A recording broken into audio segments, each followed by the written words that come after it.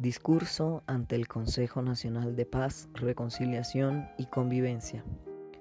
Medida, pico y género en Colombia. La paz es un derecho fundamental de obligatorio cumplimiento, así descrito en el artículo 22 de la Constitución Política de 1991, coherente con lo que establece en su artículo 95, numeral 6, que el ejercicio de los derechos y libertades reconocidos en la Constitución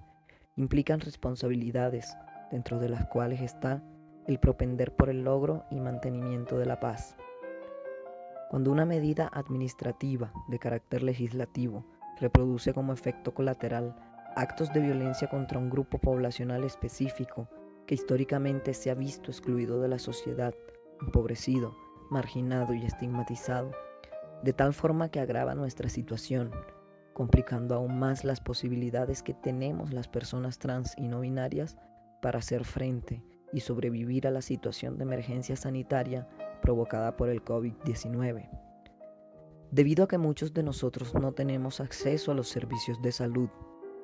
que la mayoría de nosotros vivíamos del ejercicio del trabajo sexual o de un sector del trabajo informal que por lo regular es pago diario y del que hoy no hay maneras de recibir ninguna clase de ingresos. Sumado a esto, el hecho de que muchos de nosotros convivimos con VIH, concretando un riesgo excepcional, no solo para la vida y la integridad física, sino también para la salud de todo el sector poblacional, teniendo claro que en caso de congestión del sistema de salud, lo más probable es que al momento en que haya que decidir a quién le dan una camilla o un respirador, no escogerán a una persona trans. Se puede decir que esta es una medida que cumpla con el principio fundamental a la paz y por tanto es inconstitucional. El acuerdo final de paz, en su parte considerativa, destaca que la paz ha venido siendo calificado como un derecho humano superior y un requisito necesario para el ejercicio de todos los demás derechos y deberes de las personas. Pone de presente que los deberes y derechos consagrados en la Carta Magna se interpretan de conformidad con los tratados internacionales sobre los derechos humanos ratificados por Colombia. Subraya que en el nuevo acuerdo final presta especial atención a los derechos fundamentales de los grupos sociales vulnerables y de la población LGBTI.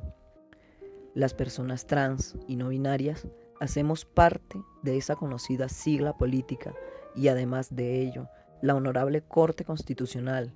ha reconocido en reiteradas jurisprudencias la circunstancia de vulnerabilidad y exclusión total que históricamente han rodeado a las personas trans en el mundo y en Colombia. La Sala Especializada en Restitución de Tierras del Tribunal Superior de Bogotá, en sentencia del 5 de agosto de 2014, reconoce, a partir de varias estadísticas disponibles, que la situación de vulnerabilidad y discriminación de los hombres y mujeres transgénero y transexuales es particularmente alta con respecto al resto de la población LGBTI. Adicionalmente, la Honorable Corte Constitucional en sentencia T 1316 del 2001, magistrado ponente Rodrigo Umpin Yepes, ha determinado que algunos grupos con características particulares pueden sufrir daños o amenazas que aun cuando para la generalidad de la sociedad no constituyen un perjuicio irremediable, sí lo son para ellos, pues por encontrarse en otras circunstancias de debilidad y vulnerabilidad, pueden tener repercusiones de mayor trascendencia que justifican un tratamiento diferencial positivo y que amplían a su vez el ámbito de los derechos fundamentales, susceptibles de protección por vía de tutela. Con respecto a la dignidad humana, entendida desde su naturaleza jurídica, tenemos que el artículo 1 de la Constitución Política de Colombia establece que Colombia es un Estado social de derecho, organizado en forma de república unitaria, descentralizada y con autonomía de sus entidades territoriales, democrática, participativa y pluralista, fundada en el principio, en el respeto de la dignidad humana, en el trabajo y la solidaridad de las personas que la integran y en la prevalencia del interés general. La Constitución política es la norma de normas y como tal la base de nuestro compendio jurídico. Al categorizar al país como un Estado social de derecho, deja muy en claro que nuestro sistema jurídico se propone de fortalecer servicios y garantizar derechos considerados esenciales para mantener en el nivel de vida necesario. Además, este primer artículo de nuestra Constitución política establece que la dignidad humana es un principio fundante del Estado, concepto que ha sido reiterado por la jurisprudencia así. En síntesis de la configuración jurisprudencial referente o del contenido de la expresión dignidad humana como entidad normativa, puede presentarse de dos maneras: a partir de su objeto concreto de protección y a partir de su funcionalidad normativa. Al tener como punto de vista el objeto de protección del enunciado normativo, la dignidad humana, la Sala ha identificado a lo largo de la jurisprudencia de la Corte tres lineamientos claros y diferenciables. El primero, la dignidad humana entendida como autonomía o como posibilidad de diseñar un plan vital y de determinarse según sus características, es decir, vivir como quieres. En segundo, la dignidad humana entendida como ciertas condiciones materiales concretas de existencia, es decir, vivir bien. Y por tercero, la dignidad humana entendida como intangibilidad de los bienes no patrimoniales, es decir, la integridad física, la integridad moral. En otras palabras, vivir sin humillaciones. De otro lado, al tener como punto de vista la funcionalidad del enunciado normativo dignidad humana, la Sala ha identificado tres lineamientos. El primero, la dignidad humana entendida como principio fundante del ordenamiento jurídico y por tanto del Estado. Y en este sentido, la dignidad como un valor. En segundo lugar, la dignidad humana entendida como un principio constitucional. Y en tercer lugar, la dignidad humana entendida como un derecho fundamental autónomo. La Sala concluye que el referente concreto de la dignidad humana está vinculado con tres ámbitos exclusivos de la persona natural: la autonomía individual, materializada en la posibilidad de elegir un proyecto de vida y de determinarse según esa elección; unas condiciones de vida cualificadas, referidas a las circunstancias materiales necesarias para desarrollar el proyecto de vida; y la intangibilidad del cuerpo y del espíritu, entendida como integridad física y espiritual, presupuesto para la realización del proyecto de vida. Estos tres ámbitos de protección integran, entendidos en su conjunto, el objeto de protección de las normas constitucionales, desarrolladas a partir de los enunciados normativos sobre la dignidad. Considera la Corte que ampliar el contenido de la dignidad humana como tal, de pasar de una concepción naturalista, una esencia de la misma en el sentido de esta referencia a ciertas condiciones intrínsecas del ser humano, a una concepción normativista o funcionalista en el sentido de completar con los contenidos de aquella, con los propios de la dimensión social de la persona humana, resulta de esencial importancia al menos por tres razones. Primero, porque permite racionalizar el manejo normativo de la dignidad humana. Segundo, porque lo presenta más armónico con el contenido axiológico de la Constitución de 1991. Y tercero, porque abre la posibilidad de concretar con mayor claridad los mandatos de la Constitución. Los ámbitos de protección de la dignidad humana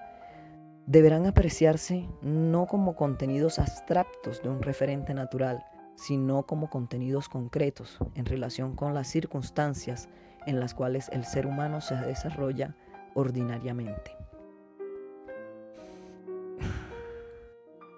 Y con respecto a la doctrina aplicada al daño antijurídico,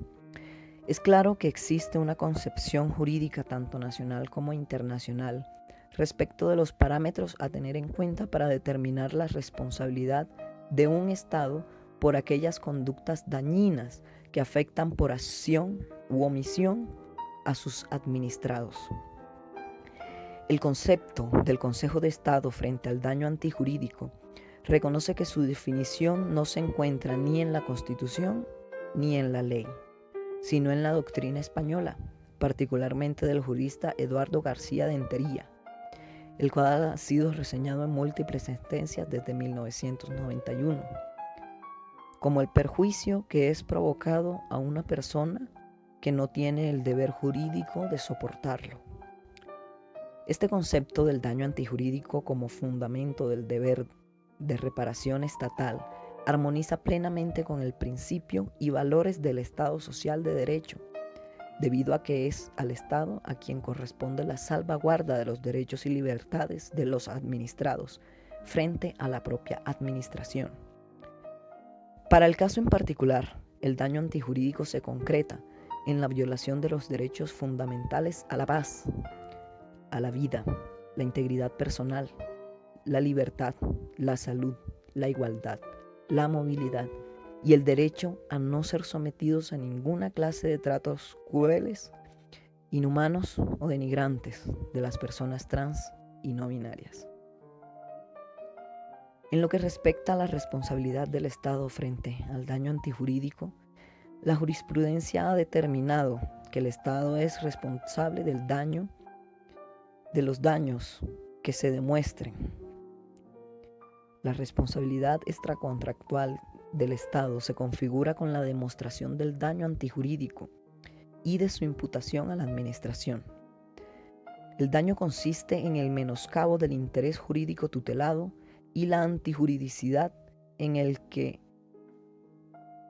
que él no debe ser soportado por el administrado, ya sea porque es contrario a la Constitución política o a una norma legal o porque es irrazonable, sin depender de la licitud o ilicitud de la conducta desplegada por la administración. La imputación del daño no es otra cosa que la atribución fáctica y jurídica del daño antijurídico que se hace al Estado de acuerdo con los criterios que se elaboren para ello, como por ejemplo la falta del servicio, el desequilibrio de las cargas públicas, la concreción de un riesgo excepcional o cualquier otro que permita hacer atribución en caso concreto, según lo determine un juez de la República. La medida de pico y género, implementada en algunas ciudades del país, entre las cuales está Bogotá y Cartagena, es una política cuyo efecto colateral en la población transgénero y no binaria es negativo, en la medida en que ésta deja en manos de las autoridades de policía la vigilancia en lo que respecta a la identidad de género y expresión de género. Que es un hecho cierto que sobre la población transgénero y no binaria existen registrados casos de actos de abuso por parte de la Policía Nacional y de otras fuerzas militares, que bien así los registra la Defensoría del Pueblo en la emisión de alertas tempranas, específicamente en la alerta número 046 del 2019, la cual señala a las mujeres trans como un grupo social vulnerable. La misma centra su análisis del estudio de riesgo en las localidades de Santa Fe, La Candelaria, Los Mártires y Puente Aranda. La Defensoría del Pueblo ha tenido conocimiento sobre la ocurrencia de reiterados hechos de abuso del uso de la fuerza por parte de la policía a mujeres transgéneros, explícitamente descrito así en la alerta número 046. Asimismo, el informe sobre las violencias a lesbianas, gays, bisexuales y transgéneros e intersexuales en América de la CIDH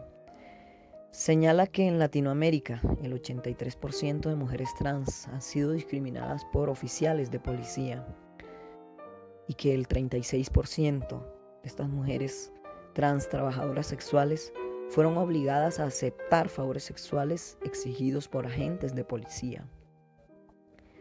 En el año 2018, Colombia Diversa registra en su informe 87 casos de violencia policiva a nivel nacional. Desde la implementación de la medida Pico y Género en la ciudad de Bogotá, se han hecho evidentes, inclusive ante los medios de comunicación, diferentes actos de violencia, de discriminación y transfobia, no solo de parte de agentes de policía, sino que también de otros miembros de la sociedad civil, ante lo cual las personas trans miembros de la sociedad civil, así como también organizaciones que velan y defienden los derechos humanos de las personas trans y no binarias del país, dirigen una carta a la alcaldesa en la que exponen diferentes argumentos para solicitar a la misma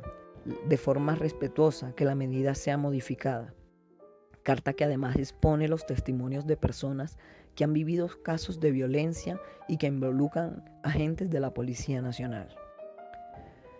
Finalmente, una medida que constituye una política, así se esté dando en el marco de un estado de emergencia,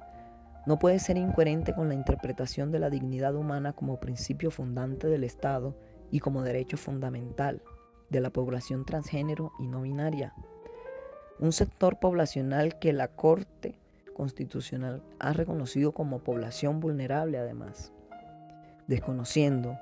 las sugerencias que tanto organismos internacionales y nacionales que velan por los derechos humanos han entregado en sus informes oficiales y en últimas, desatendiendo el clamor de la población trans y no binaria que es la directamente afectada. A partir de los efectos negativos del posible daño antijurídico que esta medida genera en la población trans y no binaria, que esta medida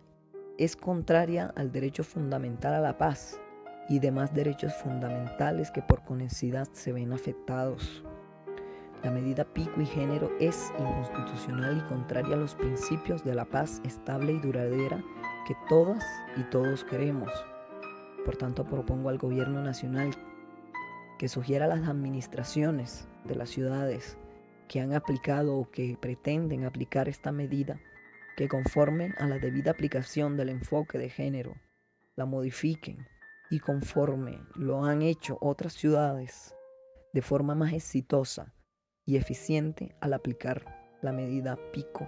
y Cédula. Muchas gracias.